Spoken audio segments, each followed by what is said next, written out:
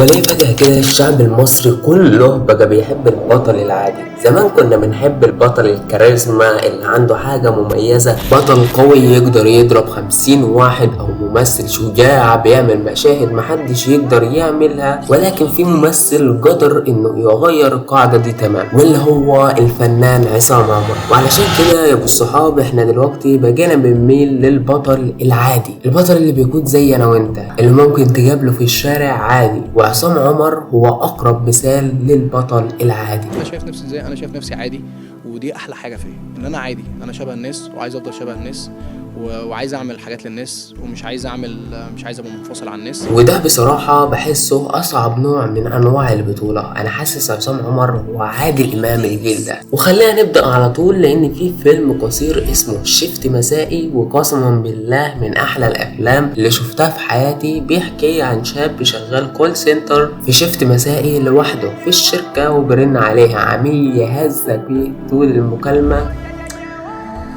زين، انت بتشتغل الشغلانه دي من امتى؟ خلينا نخمن. استنى. انت ما كملتش سنه، لان محدش ممكن يستحمل المرمطه دي اكتر من سنه. انا متاكد اني مش اول عميل يشوط فيك، ولا هبقى اخر عميل.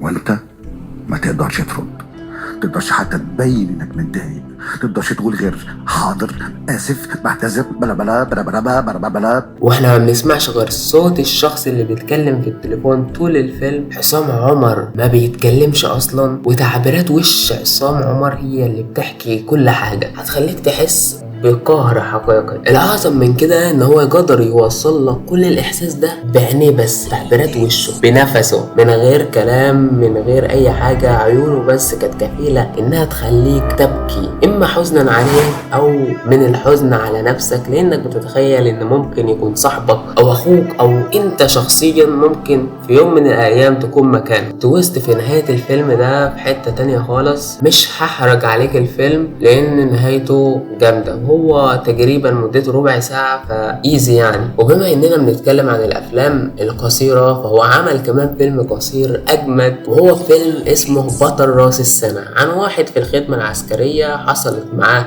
مشكلة في البلد وعاوز ينزل. كلم القائد بتاعه علشان ينزل اجازة، فالقائد بتاعه بيهزجه مع انه جاي له ان ابوه مات، مع ان بطلنا ابوه ما ماتش في الحقيقة، ولكن هو قال له كده علشان لازم ينزل. ولكن القائد بتاعه ما اعترفش بده ومرضاش ينزله. بس بعدها بيحصل موقف ان في شخص هربان من كمين في نفس المنطقة اللي فيها بطلنا، فبيدوله وصف الشخص ده ان هو شخص في الثلاثينات بدجن وجرة، والشخص بيظهر فعلا قدامه. بيحاول يوقفه مش راضي، فبيضرب طلقة بتموت الشخص ده. بعدها بيلاقي زمايله بيقولوا ان الشخص المطلوب اتقبض عليه فعلا في مكان تاني. طب مين اللي انا قتلته ده يا جماعة؟ وتعبير الصدمة على وش بطلنا كانت عظيمة بجد. وارشح لك الفيلمين دولت حاجات عالمية بصراحة. ودلوقتي هنيجي للتقيل، احلى مسلسل عصام عمر عمله، وهو مسلسل بالطو. وبالطو للي ما سمعوش وده نادر، ان هو عن طفل ابوه زرع في دماغه ان هو لازم يبقى دكتور. فعلا الطفل ده اجتهد وبقى دكتور، وراح شاف مكان التكليف بتاعه وانصدم من المكان اللي هيشتغل فيه، وبيحاول يتعامل مع الواقع. وبتتوالى المشاكل والكيمياء يا جماعة ما بين عصام عمر ومحمد محمود في حتة تانية خالص. واكتر مشهد بحبه في المسلسل ده هو لعم عبد البديع لما بيقول لعاطف يروح ينقط في الفرح ب10 جنيه بس.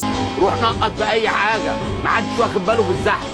الدكتور عاطف مدير الوحدة الصحية بيحيي العريس ب10 جنيه، أحلى 10 جنيه من الدكتور عاطف. محدش واخد باله. محدش واخد باله إيه؟ قال الدكتور عاطف مدير الوحدة دفع 10 جنيه، عارف اسمي منين؟ ما أنا اللي قلت على أنت اللي قلت له؟ بس احلى حاجة في المسلسل ده انه واقعي جدا، مش بيروح للخيال او الفانتازيا خالص. ودي المفارقة الصراحة، ان هو من كتر ما هو واقعي وجايب لك حاجات واقعية هتحس ان هو خيالي وكأنه غريب. والمسلسل ده كان اول بطولة لعصام عمر، بس يشاء القدر انه يكون انطلاقته الحقيقية، لان المسلسل نجاح رهيب. بعد اللي شفناه في بالطو نقدر نعمل زوم اوت للصورة علشان نشوف عصام عصام عمر وصل لايه، زي مثلا مسلسل عين سحرية اللي كسر الدنيا في رمضان. وانا بصراحة مش قادر انسى اول لقاء بين عصام عمر وباسم سمرة، عظمة والله يا جماعة، وعلشان كده كل الناس اتفرجت عليه. لو لسه ما شفتوش روح شوفه لانه خرافي بجد، تمثيل فيه فوق الوصف حرفيا من كل الكاست طبعا. واهم حاجة في قصة عصام عمر ان حالة النجاح ديت جت قدام عينينا كده، احنا عصرناها من بدايتها لحد القمة اللي هو فيها. طبعا دي مش القمة اكيد بالنسبة لعصام عمر، هو لسه في البداية وهيوصل ان شاء الله لاكتر من كده. انا قصدي ان هو وصل لمكانة قوية جدا. يعني لو عاوزين نعمل زوم ان تاني على حاجة معينة فهنروح على دوره في مسلسل سوتس بالعربي اللي كان عامل فيه شخصية مروان صاحب ادم، واداء جامد جدا من عصام عمر.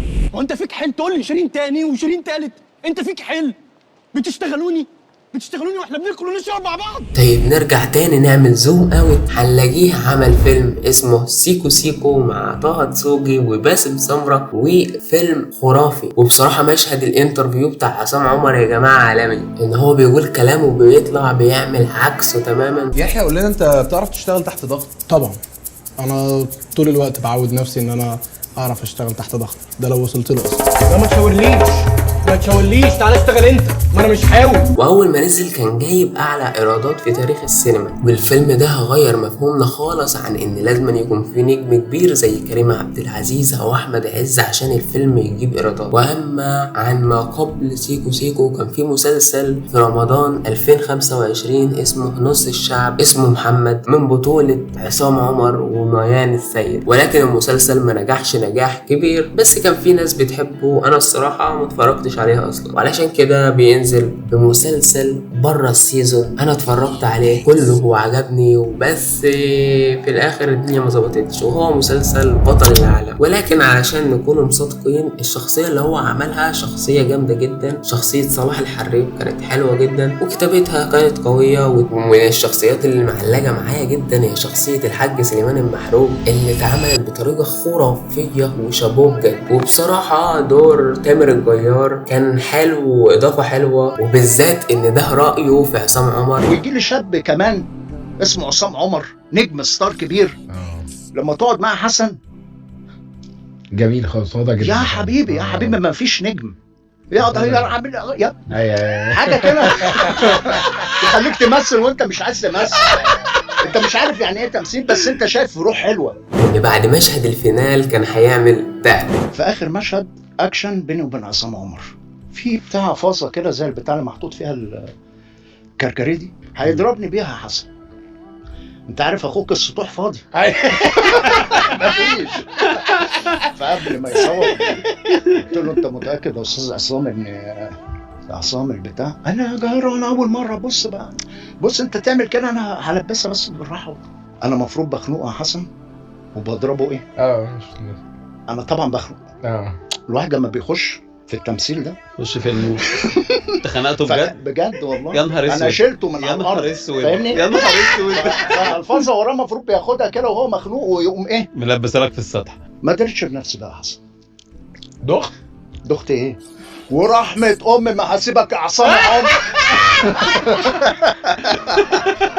هو يجري وانا بقى بجد مش هزار والله يا حسن. بس مشكلتي مع المسلسل ان اخر حلقاته بوظت كل حاجه. اخر حلقه بالذات بوظت خطوط كتير ما اتقفلتش كويس، وحاجات كتير ما تجاوبش عنها، وحسيت ان هم استعجلوا في النهايه عشان يخلصوا بس. ولكن بدايه المسلسل كانت عظيمه، كتابته كانت حلوه، حسيت ان هو محتاج حلقات اكتر، يتمد اكتر علشان يفهمونا حاجات ما اتشرحتش، ما اتحكتش، ما اتجلتش. يمكن البادجت منهم خلصت فاضطروا يستعجلوا وينهوا كل حاجه بسرعه، او ممكن اصلا ده كان عدد الحلقات من البدايه، بس الحكايه محتاجه وقت اكتر من كده. طيب نرجع فلاش باك لسنة 2024 واللي نزل فيها التحفة الفنية وهي البحث عن منفذ لخروج السيد رامبو. فيلم عبقري بكل المقاييس، كل الناس على اليوتيوب حللته واخد جوايز كتير، وتمثيل عصام عمر فيه كان في حتة تانية خالص، والالوان والاخراج كل حاجة فيه كانت عبقرية. طيب خلينا نرجع للسؤال اللي بدأنا بيه الحلقة، وهو ليه بقينا بنحب البطل العادي؟ انا شايف ان كل الناس بقت عايزة تكون مميزة لدرجة ان المميز نفسه بقى عادي. يعني لو كل الناس اللي في الكوكب بقت حضرتك مميزين، ففعليا هيكون مفيش حد مميز اصلا. فلما كل الناس اللي حواليك عاوزه تبهر